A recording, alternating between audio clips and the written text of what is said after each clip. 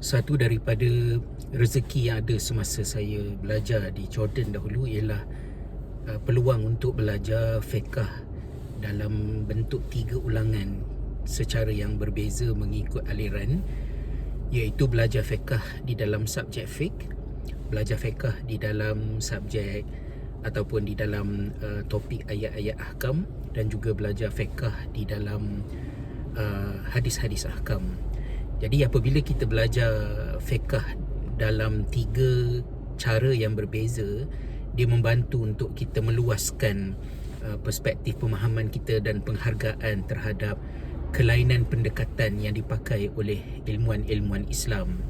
Dan ini membantu untuk memupuk pemikiran yang lebih dinamik apabila fiqh itu perlu diaplikasikan dalam bentuk-bentuk yang pelbagai.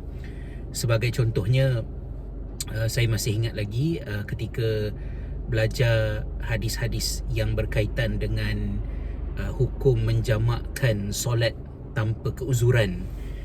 Pendekatan perbahasan di dalam subjek hadis ada perbezaan dengan perbahasan mengenainya di dalam bidang fiqh. Kerana dalam fiqh itu saya dapat rasakan kecenderungan para ulama fiqh untuk mengetatkan ruang untuk membolehkan perkara tersebut dilakukan, manakala di dalam subjek hadis pula dia pergi sebaliknya.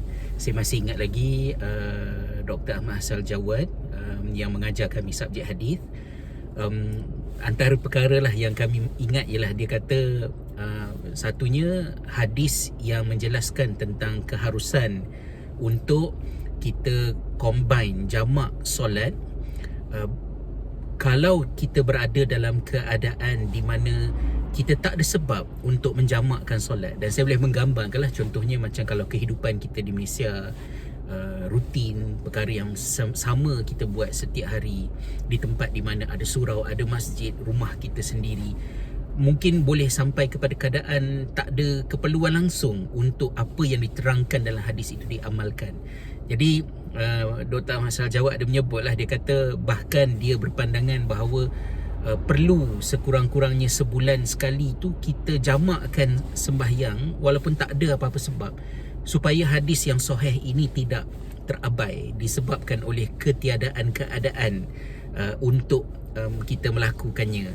Kemudian adalah contoh-contoh lain, misalnya dia ada sebut, saya masih ingat lagi walaupun dah 20 tahun lebih kan, dia sebut lagi contohnya macam ketika hari persandingan, hari perkahwinan, jadi orang perempuan yang dipakaikan dengan pakaian tertentu, dengan solekan yang tertentu yang menyulitkan untuk dia itu nak mengerjakan solat, maka dia boleh menjamakkan solat. Jadi sebab-sebab untuk mengharuskan seseorang menjamakkan solat itu lebih lapang di dalam perbahasan mengenainya di kalangan ilmuan dalam manhaj hadis berbanding dengan di dalam fiqh.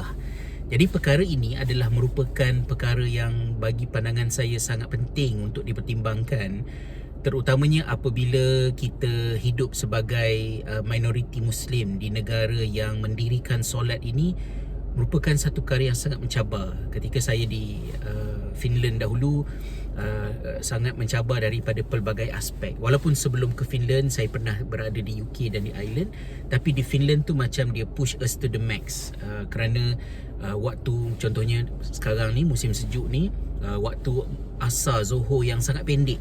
Waktu Zohor paling pendek di Oulu tempat saya berada tu 9 minit saja. Masuk waktu Zohor, lepas 9 minit masuk waktu asar. Kemudian tempat kita nak solat juga sangat susah, kerana nak cari tanah ke, nak cari rumput ke, nak cari ruang tu memang sangat sulit. Jadi ada keadaannya di mana saya solat di atas kerusi dekat terminal kereta api, kerana masjid yang sepatutnya saya pergi untuk solat itu, masjid itu berkunci kerana saya sampai terlewat sedikit dan tak ada tempat lain sebab semua snow kan, takkan nak semayang dekat atas ais tu. Jadi saya semayang dekat terminal kereta api, dan banyak lagi lah contoh lain.